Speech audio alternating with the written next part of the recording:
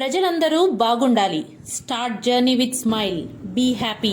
వెంకటగిరి పట్టణంలోని TDP party కార్యాలయంలో వెంకటగిరి నియోజకవర్గ MLA Kurugondla Ramakrishna CM relief fund చెక్కులను 17 మందికి 10,62,000 పంపిణీ చేశారు. సీఎం రిలీఫ్ ఫండ్ ప్రజలకు ఎంతో చేయూతనందిస్తుందన్నారు. ఈ కార్యక్రమంలో మాజీ కౌన్సిలర్ విశ్వనాథం, మాజీ పట్టణ అధ్యక్షులు మంకు ఆనంద్, టీడీపీ నాయకులు సందాని భాషతో పాటు పలువురు ఉన్నారు.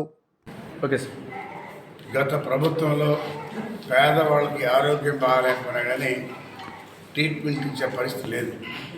ఈరోజు ముఖ్యమంత్రి నారా చంద్రబాబు నాయుడు వచ్చిన తర్వాత అందరికి కూడా హాస్పిటల్లో ట్రీట్మెంట్ ఇస్తూ మళ్ళా బయట చేయించుకున్నటువంటి వాళ్ళకి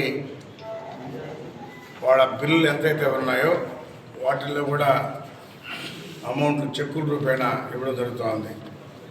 గతంలో ఇలాంటివి ఏమీ లేవు.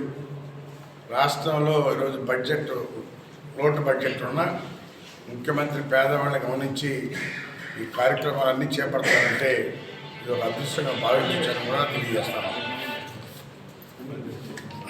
ఈరోజు 17 చెక్కులు 10,62,446 రూపాయలు ఇవ్వడం జరిగింది.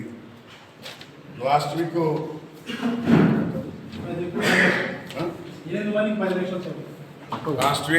మందికి 10 లక్షలు కూడా ఇవ్వడం జరిగింది.